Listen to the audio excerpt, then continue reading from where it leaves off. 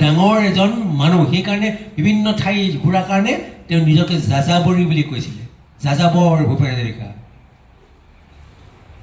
মই লুইতৰ পৰা মিছিছিপি হৈ ভলগাৰ ৰূপ চালো, অটোৱাৰ পৰা অষ্ট্ৰিয়া হৈ পেৰিছ সাৱটি ললো, মই ইৰোৰাৰ পৰা পুৰণি নহন চিকাগোলে কঢ়িয়ালো, গৰিবৰ শ্বেৰ দুচম্বেৰ মিনাৰত শুনা পালো, মাৰ্ক টুৱেইনৰ সমাধিত বহি গৰ্কিৰ কথা কলো, বাৰে বাৰে দেখো বাটৰ মানুহ আপোন হৈছে মই এটি যাযাবৰ, মই এটি যাযাবৰ। যাযাবৰ বুলি তেওঁ নিজকে ক'লে। ইমান ডাঙৰ এজন মানুহ, অকল গান গোৱা মানুহ। গান বেছি গোৱা নাই। জুবিনেতো তোমাৰ প্ৰায় ৩৮,০০০ গান গাইছে। ভূপেন হাজৰিকাৰ গান বৰ বেছি ৪৫০ বা ৫০০ৰ ওচৰা ওচৰি, সিমান গান তেওঁ গোৱা নাই।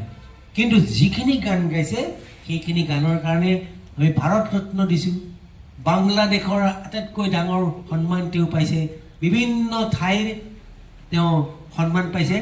আনকি ভূপেন হাজৰিকাৰ নামত পৃথিৱীৰ প্ৰায় ৫০গৰাকী শিশুৰ নাম, জাপান হওক, UK হওক, কানাডা হওক, আমেৰিকা হওক, অষ্ট্ৰেলিয়া হওক, প্ৰায় ৫০গৰাকী ল'ৰাৰ ছোৱালীৰ নাম, ল'ৰাৰ নাম ভূপেন হাজৰিকাৰ নামত ৰাখিছে।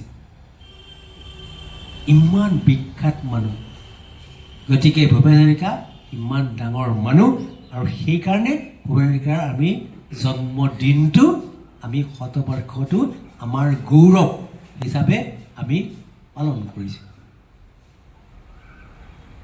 গান গালে ইমান ১৫খনকৈ কিতাপ লিখিছে ভূপেন হাজৰিকাই।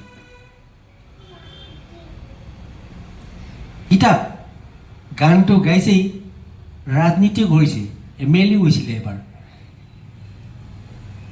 সেইজন ভূপেন হাজৰিকা। পৃথিৱীৰ যিকোনো ঠাইত গ'লেই তোমালোকে ভূপেন হাজৰিকা, অসমৰ ভূপেন হাজৰিকা বুলি সকলোৱে চিনি পায়।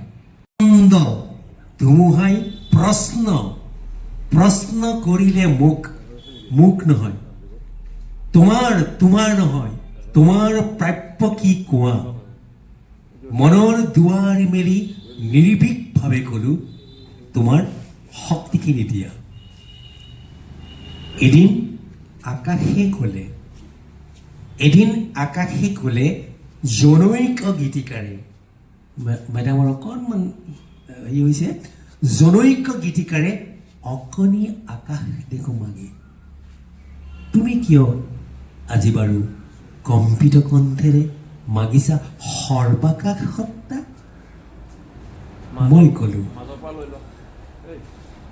ক'লো তুমিয়েতো কৈছিলা যিমানে বিলাই দিবা সিমানে মহান হ'বা, তাৰে নাম সঁচা উদাৰতা। এদিন আকাশে ক'লে,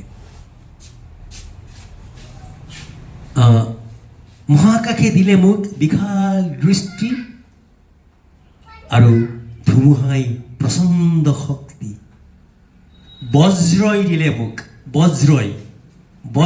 দিলে মোক উদাত্ত কণ্ঠ, আৰু দিলে সাহসৰ যুক্তি।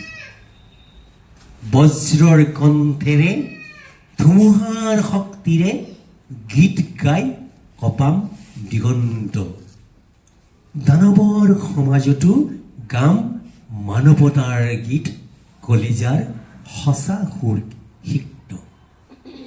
মুমূৰ্ষু মানৱক, মই কেনেকৈ কৈছোঁ দেখিছানে? মুমূৰ্ষু মানৱক, এই যে দিছোঁ যে কটো ওলাব লাগিব, মুমূৰ্ষু মানৱক জীৱনৰ বিদ্যুৎ কিঞ্চিত যদি দিব পাৰোঁ, আকাশ ধুমুহা আৰু বজ্ৰ, তাৰ বাবে শতবাৰ প্ৰণিপাত কৰোঁ। এনেকৈ আবৃত্তি কৰিলে স্পষ্ট উচ্চাৰণত গুৰুত্ব দিব লাগিব। আৰু আবৃত্তি কৰা আটাইতকৈ সহজ শিক্ষাটো হৈছে ভূপেন হাজৰিকাৰ গীতবিলাক ভালকৈ শুনা আৰু ভালকৈ পৰিৱেশন কৰাৰ কাৰণে যত্ন কৰা। ভূপেন হাজৰিকাৰ গীত যদি তোমালোকে ভালকৈ গোৱা তেতিয়া অসমীয়া ভাষাটো উচ্চাৰণটো তোমালোকৰ শুদ্ধ হ'ব।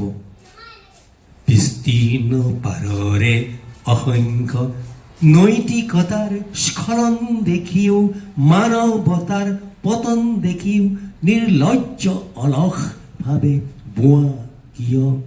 গতিকে ভূপেন হাজৰিকাৰ গানবিলাক শুনিবা আৰু আয়ত্ব কৰিবলৈ যত্ন কৰিবা। তোমালোকে বহুত বহুত ভাল ল'ৰা ছোৱালী।